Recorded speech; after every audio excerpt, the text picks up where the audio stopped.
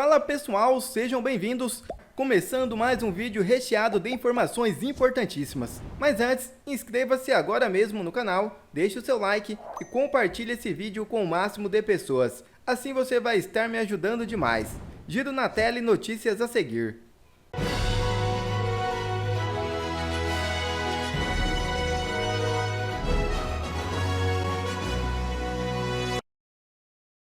Tarcísio informa aliados sobre desistência de filiação ao PL de Bolsonaro. É isso mesmo.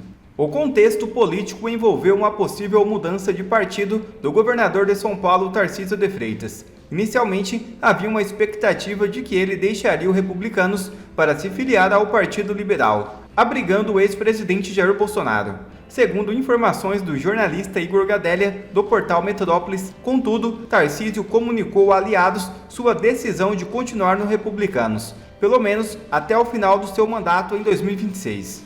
Essa decisão chega após meses de especulações e discussões nos bastidores da política paulista. Em julho, o presidente do PL, Valdemar Costa Neto, havia mencionado que a filiação de Tarcísio ao partido era praticamente certa. Essa expectativa foi impulsionada também por declarações de Bolsonaro, dando uma margem segura para a transição do governador para o PL.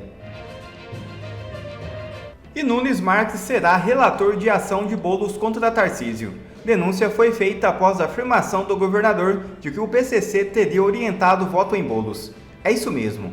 O deputado federal Guilherme Boulos, que foi candidato à Prefeitura de São Paulo, protocolou uma notícia-crime no Tribunal Superior Eleitoral neste domingo, contra o seu adversário Ricardo Nunes e o governador Tarcísio de Freitas, sob a acusação de divulgação de fatos falsos durante a campanha eleitoral. O relator do caso será o ministro Cássio Nunes Marques. Na representação, o advogado Francisco Otávio de Almeida Prado Filho, que representa Boulos, argumenta que o ato do governador foi feito como parte de uma estratégia. Neste domingo, o governador paulista afirmou, ao lado do prefeito reeleito Ricardo Nunes, que integrantes da facção Primeiro Comando da capital orientaram parentes e apoiadores a votarem em Boulos. A declaração de Tarcísio, que teve o salve do PCC pedindo voto em Boulos, foi dada em entrevista feita logo após o governador votar.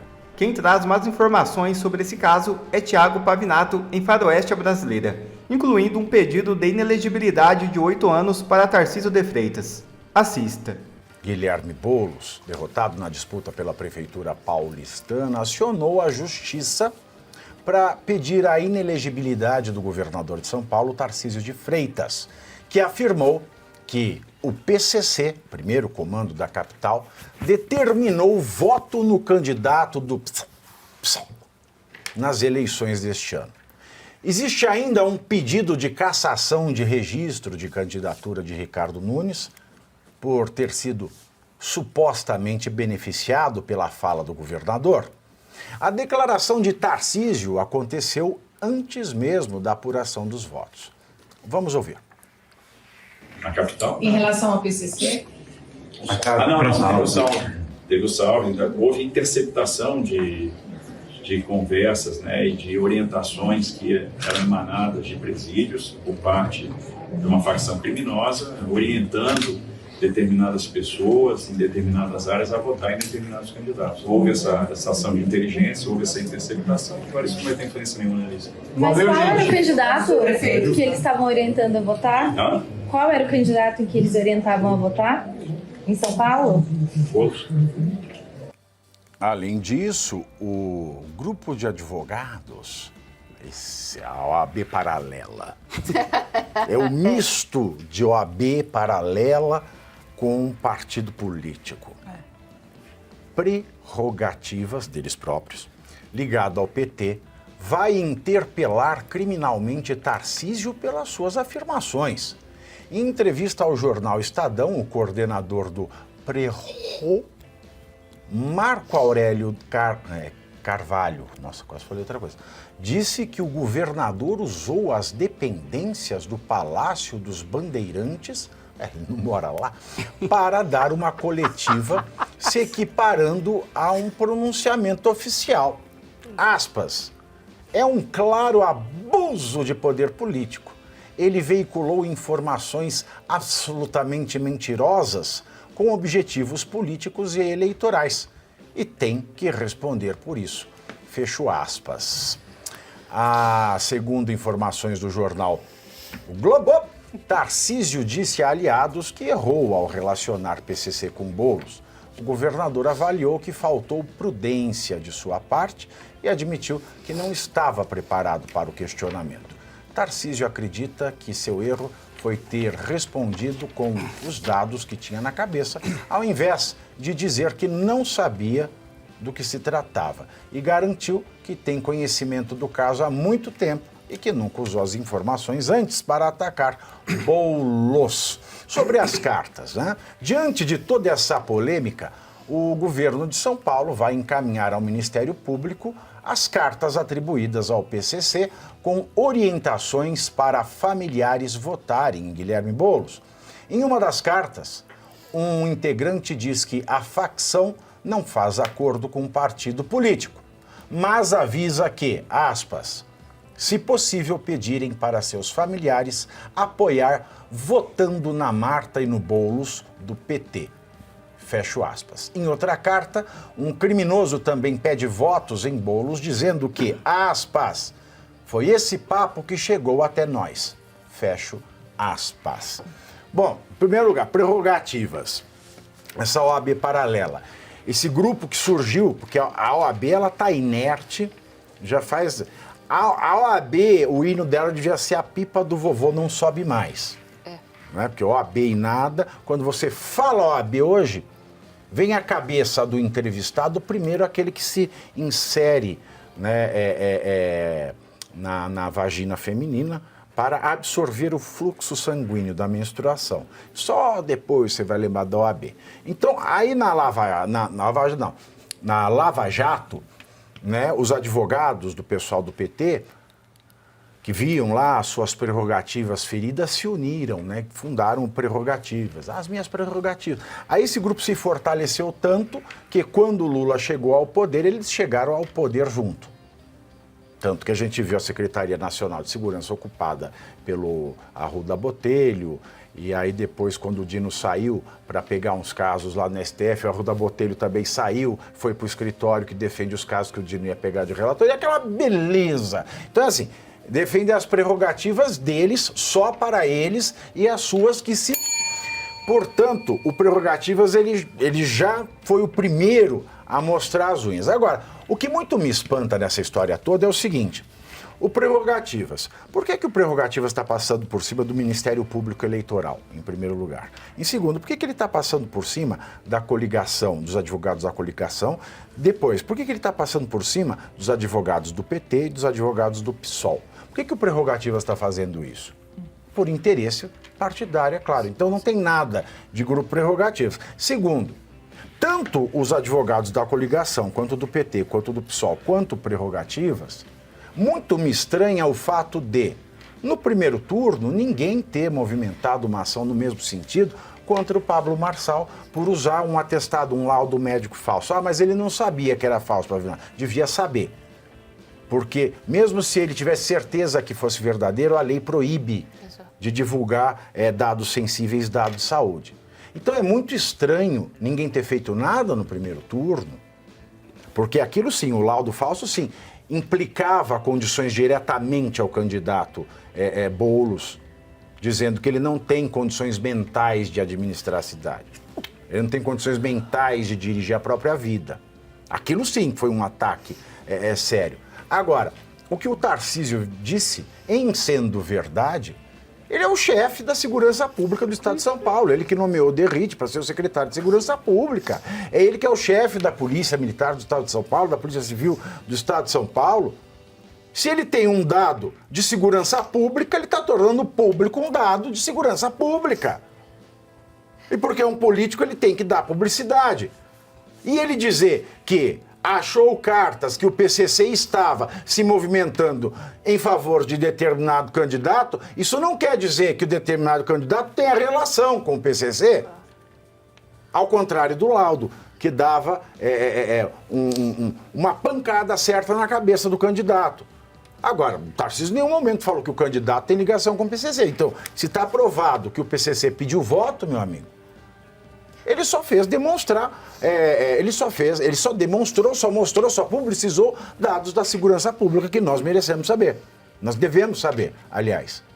E o Ricardo Nunes não tem nada a ver com isso. Ele foi beneficiado. Beneficiado do quê? Beneficiado do fato de existir o PCC? Beneficiado do fato do Brasil ser quase um narco-estado? Que benefício é esse? E outra, não é? O Tarcísio ali, ele foi provocado, não é, pelas perguntas da jornalista que estava ali. Ele não falou naquele momento sobre este assunto porque simplesmente ele queria. Não, uma jornalista foi e perguntou. Nós temos também o outro ponto a ser analisado, não é, que esse é mais um episódio que nos prova que a esquerda ela não quer participar de pleito eleitoral. O objetivo deles é eliminar um a um daqueles que são os candidatos, não é, que estão representando a direita e que podem ter cada vez mais força para consolidar a direita no nosso país. Então, o que eles querem é exatamente acabar com todas essas lideranças. Fizeram isso com o Bolsonaro, fizeram isso, não é, com outras lideranças também, querem fazer com mais lideranças e, claro, que o Tarcísio e agora o Nunes não sairia, não é, do alvo da esquerda para retirar. O objetivo deles a direita não pode se consolidar neste país, porque uma vez consolidada, eles vão conseguir implementar um projeto que realmente vai mudar o Brasil. Aí, meu querido, a esquerda simplesmente vai sumir do nosso país. Vale ressaltar também que o Boulos teve uma vitória importante aqui na cidade de São Paulo. 48% dos votos nos presídios de São Paulo foi para o Boulos. É verdade esse bilhete? Saiu na imprensa, né? De acordo com o que saíram nas matérias. Foi 48 ou 73? 48. Olha, eu vi 48. 48. É mais factível que seja 48 mesmo. A gente precisa lembrar do Lula também, né? Vocês lembram que quando... Ele não votou. Ele não votou, mas ele apoiava a candidatura do Boulos. A Marta Suplicy estava lá, né? A Marta também, companheira de longa data do Lula. E vocês lembram, né? Quando acabou a eleição de 22, o Lula... às vezes eu abaixo... Eu tenho um problema de audição, então às vezes eu abaixo. Chique, ela... O Poder 360 fala que é 72%. 72? Sério? Eu vi em alguns lugares 72, vi 48. Eu estou em Então eu dúvida. fui aqui bem... Mas vale lembrar que foi o Boulos Poder recebe, 360 que disse. Boulos recebe 72% dos votos presidiários em São Paulo. Eu vi em dois lugares. Eu vi os 28 de 48 outubro. que ela falou. Agora, 2018, atualizadas Na 2,58. Band saiu 48%. Mas 48, então ele teve menos da metade? Deixa eu ver Então aqui. o Nunes teve 52? Não faz sentido Essa esse do número. Poder Não, 360... mas pode ter abstenção, nulo e tudo mais. Né? O preso desistiu. Mas não é voto válido. Não, sair da cela para ir. Não, ele pode simplesmente não Não, mas votar. ó, 72%. Aí ele justifica. Mencionar o caso da eleição de 2022, que também teve o mesmo burburinho em relação... Mencionar o caso da eleição de 2022, que também teve o mesmo burburinho. O caso, então, é 48 do total e 72 dos sim. votos válidos. Isso. Pronto. É isso, por isso que o número é alto. Mas o que eu ia só mencionar era o caso da eleição de 2022, que também teve o mesmo burburinho em relação à presidência, né? E o Lula tinha votos em relação ao Bolsonaro, muito mais votos nos presídios do que o Bolsonaro. Assim, eu não acho difícil, não tem como a gente saber, né? Como a gente colocou aqui, o Tarcísio, ele lida com a segurança pública de São Paulo, então ele tem acesso a informações que nós, da imprensa, não temos e tal. Agora, o meu grande ponto é, a esquerda sempre construiu a narrativa da vítima da sociedade, de que a culpa é do capitalismo. Quem aí que não se lembra daquele vídeo clássico do Lula dizendo o quê? Que o pobre do jovem de 15 anos rouba o celular para tomar uma cervejinha. Sendo que os casos de roubo de celular no Brasil... um número expressivo, um número significante, leva a latrocínio. Então, a gente está falando de um crime muito sério, muito grave. Então, não me surpreende essa relação. A gente sabe que agora a esquerda, prerrogativas, enfim, todo consórcio vai fazer aquele teatro, ou triatro, como diria Luiz Gonzaga numa das músicas, vai fazer todo um teatro, vai dizer que uma acusação falsa, aquela coisa toda, mas, no dia a dia, o discurso que endossa a criminalidade não é o da direita. Endossa e adoça. Olha, o fato segundo consta aí, né, de ser a maioria está votando, supostamente, está votando no Boulos, isso apenas representa um dado que a gente já conhece, ou seja, como eles têm o discurso voltado para a vitimização do marginal, dizendo que o marginal, na realidade, ele é vítima, ele não é o algoz, ele não é o cara que cometeu o crime, ele é vítima de um crime ancestral e por causa disso ele comete não sei o quê, isso é apenas uma reparação, é mais factível que você encontre esses indivíduos votando dos partidários de esquerda, por causa desse discurso, que é um discurso que tem. E Major pede a prisão de Alexandre de Moraes. Veja o vídeo. Eu quero manifestar aqui a minha opinião a respeito desse sujeito. Ele é um jagunço. É um jagunço que está sendo usado pela esquerda contra a direita nesse país. Ele é um bate-pau. Ele não é um juiz.